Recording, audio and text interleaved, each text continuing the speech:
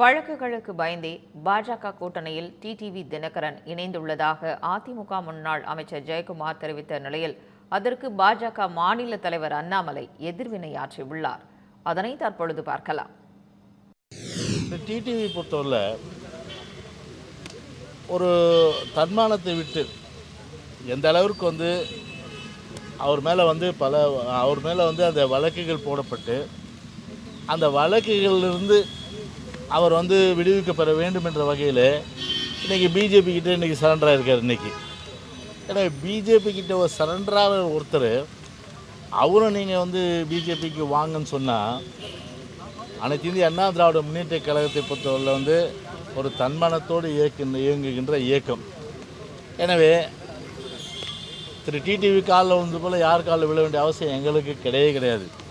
So அந்த வகையில் பார்த்தீங்கன்னா பொதுச் செயலாளர் எடுத்த கட்சியினுடைய நிலைப்பாடு பொதுச்செயலாளர் எடுத்தது அந்த நிலைப்பாடு தான் தொடரும். எனவே அதில் எந்த மாறுபட்ட கருத்தும் இல்லை என்று தான் பொதுச்செயலாளர் இந்த கருத்தை நான் சொல்கிறேன். எனக்கு தெரியலைங்க. ஜெயக்குமார் அண்ணன் அப்பப்போ ஏதாச்சும் பேசுவாங்க. அப்போ கொஞ்ச நாளைக்கு முன்னாடி செல்லக்குழந்தை அவங்க இருந்தாங்களா? 2021 தேர்தலுக்கு முன்பு செல்லக்குழந்தையாக இவங்களே உங்களை சொல்லிக்கிறாங்களா? அதனால் ஒரு விஷயத்தை இவர்கள் புரிந்து கொள்ள வேண்டும். நான் திரும்ப கேட்குறேங்க. நான் ஒரு மாதிரி என்ன சொல்கிறது, ஒரு கோபத்திலே அந்த கேள்வியை கேட்குறேன்.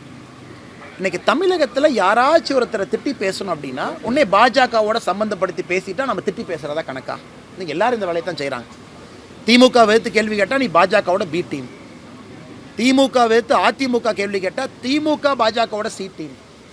இப்படியே சுற்றி வந்தால் எல்லா டீம்லேயும் நாங்கள் தான் இருப்ப மாட்டிருக்கு.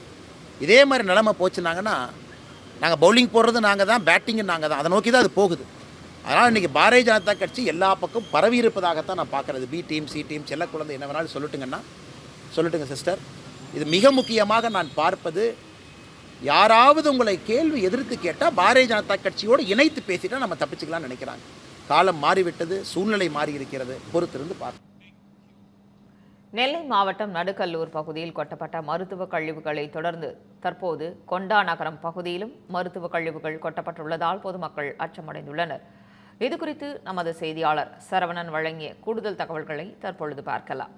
நெல்லை மாவட்டம் நடுக்கல்லூர் அருகே இருக்கக்கூடிய இந்த பகுதியில் மேய்ச்சலுக்கு பயன்படுத்தப்படக்கூடிய இந்த இடங்களில் திருவனந்தபுரம், அதாவது கேரள மாநிலம் திருவனந்தபுரத்திலிருந்து புற்றுநோய் மையத்திலிருந்து கொண்டு வரப்பட்ட பல மருத்துவ கழிவுகள் குவியலாக இந்த நெல்லை மாவட்டம் நடுக்கல்லூர் பகுதியில் கொட்டப்பட்டிருந்தது. தற்போது அதனைத் தொடர்ந்து இதே நெல்லை மாவட்டம் கொண்டாநகரம் பஞ்சாயத்துக்கு உட்பட்ட இந்த இடங்களில் சுமார் 4 கிலோமீட்டர் தொலைவிற்கு தற்போது மருத்துவ கழிவுகள் மட்டுமல்லாது பிற என்ன கழிவுகளும் தற்போது குவியலாக கொட்டப்பட்டிருப்பது ஒரு மிகப்பெரிய ஒரு அதிர்ச்சியை ஏற்படுத்தி இருக்கிறது.